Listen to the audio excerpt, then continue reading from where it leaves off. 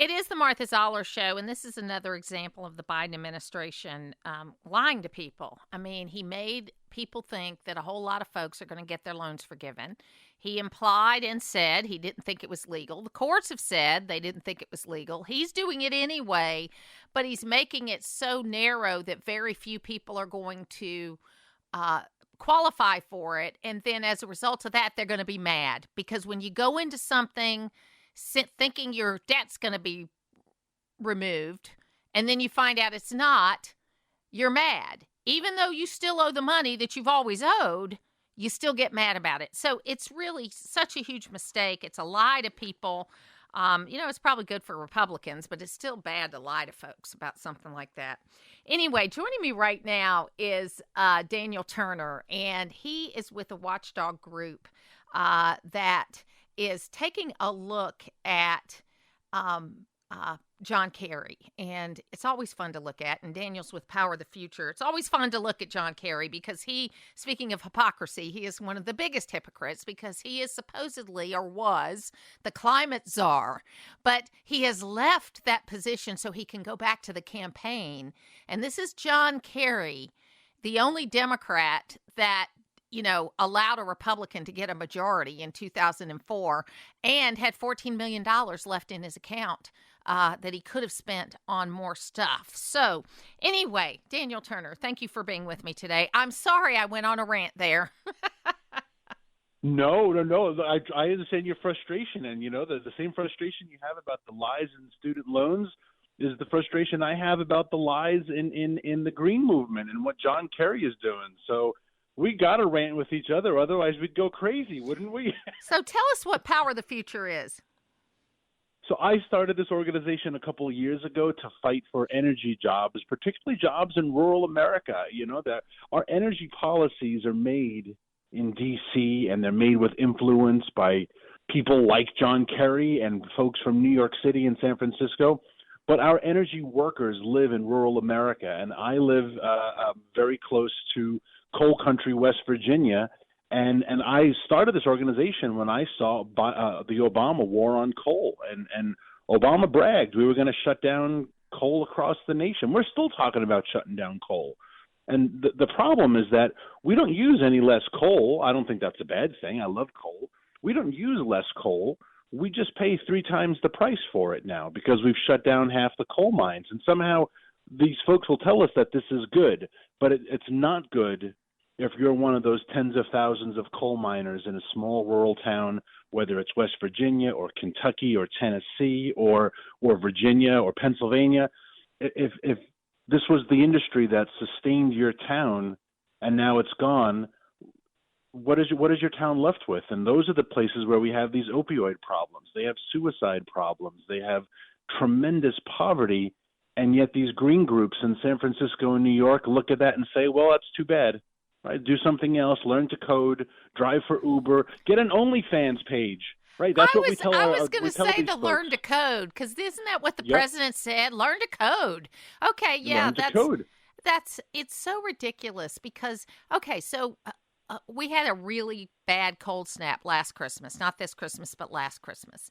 And Georgia Power will tell you that even though we burn coal cleaner than anybody else in the world, that they used every resource they had, right down to the inefficient ones, to make sure that power didn't go off during this cold snap.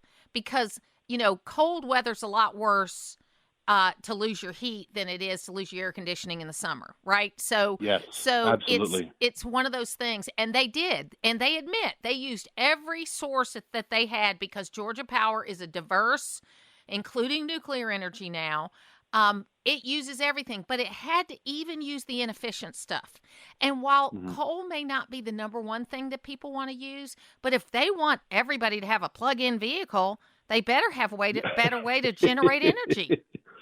Exactly. You know what I will be the first to admit that fossil fuels have their drawbacks. I am the nation's leading fossil fuel advocate. I love fossil fuels. I want more of them, but I will honestly sit down and tell you all the things wrong with them because we don't live in a perfect world. Fossil fuels have their problems, there's no doubt, but one of their biggest advantages is that they always work. And that's why we use them, and that's why they've built this great country. And wind and solar don't always work. Besides the fact that they're made in China with slave labor, besides the fact that they're incredibly expensive, and they're also really bad for the environment, they also don't work. I was in Alaska last week. I go there often for work. It was negative 26 degrees. Now, that's cold. It was negative 26 for the entire week. They had 100 inches of snow, so all of your solar panels are completely under snow. It was so cold that you couldn't have gotten a charge from the wind turbines, and yet there are still members of the Democrat Party in Alaska saying we need more renewables. And you say, well, at this moment, the only thing keeping the folks in Anchorage alive are fossil fuels. And I don't see that as a bad thing. I see that as a blessing from God, that he taught us how to figure out how to take these things from the earth and thrive. And you raised a great point, and I'm glad you did. We always get excited about heat waves, and I get it. They're uncomfortable. They're very sexy, right? The heat and the sweat, it makes everyone think of Cat on a Hot Tin Roof. But the cold is what kills people. 4 times more people die of the cold. And we have to be worried about the cold. And when the electricity goes out, and it's going out more and more, that's one of my biggest frustrations. Again, as you said, your rants, that's one of my rants I'm on right now. You know, I'm going to be 50 in a couple months. I'm very excited. I've never, in my 50 years in this great country, dealt with electricity unreliability like we do now. My grandparents didn't have electric grids that they were being told, hey, everybody, electric grid is strained. Don't do laundry. Don't plug in your car. Lower your thermostat. Enough Americans have to realize, why is our electric grid so lousy all of a sudden? And you know why? It's because of wind and solar that do not work, and we're using them more and more because of John Kerry. I live in the North Georgia mountains. Wind and solar is not reliable for us in the North Georgia mountains, okay? So because of the topography, you've got to use what works for you. So let's talk about John Kerry for a minute, and then I got an electric car question for you. So please, John Kerry first. Tell us what you found in looking at him and his efficiency. Well, that's the problem, is that they won't tell us what they know. When you work for the government, as a lot of your listeners know, you are what they consider a public servant, and you're not allowed to have private secret meetings. John Kerry has a very big staff. He will not tell us who works for him. He has a very big budget. He will not tell us how the money is allocated. We know he's traveling all around the world all the time, but he won't tell us who he's meeting with. And when you are a public servant, with some exceptions, right? CIA, I get it. FBI, there are some clandestine military secrets, I understand, but that's not John Kerry. And so we have asked his office repeatedly for information on who is working for him. How do they define success, right? What are their goals for this month? That is all public information. John Kerry says, I'm not going to tell you that. So that is why we had to file this lawsuit, because you're not allowed to have a secret life. And as I just ranted earlier, we're all feeling the effects of John Kerry's agenda, right? Electricity is intermittent now, and it's very expensive. Everyone's utility bills are up 30% since John Kerry became our climate envoy. Right, we're getting threatened with gas stove bans, gas leaf blower bans. We're getting told you have to drive an EV by 2040.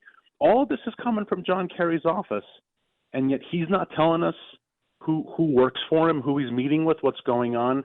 So that's why we had to file this lawsuit, to get to the bottom of it. Well, and with all due respect, I'm halfway between your age and his age. He's another 80-year-old we need to get rid of. Okay, I mean, why we have to find a job for him where God knows what his salary is. I mean, it is just not acceptable. So I want to ask you this question about electric cars. I'm, my husband's a car guy. Okay, he works on cars. You know, when I met him, he had a 1970 Mustang, which was the best car in the world, because literally you could open up that hood and you could pack a lunch and work on that car. Okay. Now, of course, everything's got a computer in it, and he still works on those cars from the 60s. Okay. So that's all right. But we've thought, our next car, we might get a hybrid. We might get a hybrid because we live rurally. So I would love to have the back and forth, the fact that an engine can be charged. I don't know if you saw There was a Canadian company that's come up with a logging truck that's a hybrid logging truck, diesel and electric, and they did it with all parts they could get over the counter because they were waiting for their Elon Musk electric truck, and they never got it. And so they said, well, we can make this, and they did it with parts over the counter. It was the most amazing thing. I talked to the guy. It's a company called Edison Motors, and he was brilliant. He was like a work on it yourself kind of guy, right? So everybody's now pushing these total electric or hybrids that plug in. I don't understand that, because it seems to me the perfect solution is a hybrid that charges itself, meaning you use the EV where it's logical to use the EV, but when you got to drive to New Orleans, you're going to use gasoline. You and the CEO of Toyota are totally in line. Toyota is the largest car company in the world, and Toyota has refused to jump on the EV craze, and they are sticking with hybrids because their company has said, looking at the cost of EVs, looking at the consumer demands, and just looking at the efficiency of the vehicle, they don't make any sense. So Toyota is not jumping on the EV craze. Now, the American companies are, but the American companies are also getting, the Biden administration breathing down their neck. Yeah. Yep. Exactly. And they're being told with these mandates, you have to, maybe not the great state of Georgia, but leftist states like New York and New Jersey and California, they have rules now. By 2040, you cannot buy a gas-powered car. That's now a law in many of these states. I think in California it's 2035. So if you're an American car manufacturer and you see that by government force, they have to buy this lousy product, well, of course you're going to make the lousy product. And if the company goes belly up, how many times – now we're dating ourselves, Martha, but how many times have we seen the big three go to D.C. for a bailout? I remember Milton Friedman in the 70s talking about bailing out the auto companies. So if they get into trouble, they'll just go back to D.C. and say we need a bailout, and they'll get one. So I think you're 100% right. I got no problem with hybrids. I don't even have a problem with EVs. I would never personally buy one because I know the industry. But I'm not going to prohibit you from buying it. Well, and I have a problem with battery disposal. They haven't answered me that well. And the fact that there's a lot of little children working to get the minerals that you need for these batteries. Yes. I don't like that. 40,000. And it used to be Democrats would have been with me on that. You know what I mean? Yeah. It used to be that the climate folks would be with me on that. If you want to, real environmentalists. I'm not talking about what they've morphed into. Okay, strip mining a bunch of minerals by children used to be something they'd be against. You know what I mean? Exactly. And they don't even get a mention at the United Nations General Assembly. At COP28, the UN Climate Conference in Dubai, where John Kerry was prominently noticed. I do this for a living. I follow all of those conversations. They never talk about the 40,000 slave children in the Congo who work in cobalt mines. Amnesty International says they're as young as 4 years old. And if that were any other country or any other race, this would be an international crisis, right? And Bono would be singing a song, and all of our Hollywood actors would be making videos. But no one cares about 40,000 Congolese slave children as young as 4 years old working with their bare hands to produce cobalt because they've decided the green agenda is more important. And they are the acceptable casualties for the green philosophy. And I have a huge problem with that. It's one of the reasons why I would never buy an EV, because I know for a fact that my diesel-powered truck was not made with slave labor. And those of you who have Teslas and EVs, I'm sorry, you can't say the same. And I think that's important to me. Absolutely. Hey, I appreciate you being with us today. If people want to know more about the work you're doing, how can they do that? PowerTheFuture.com. I love being on your show. Thank you. Thank you. And I love these questions. We can talk about these issues all the time. So thanks, Martha. I'll have you back again. Daniel Turner from Power the Future will be back.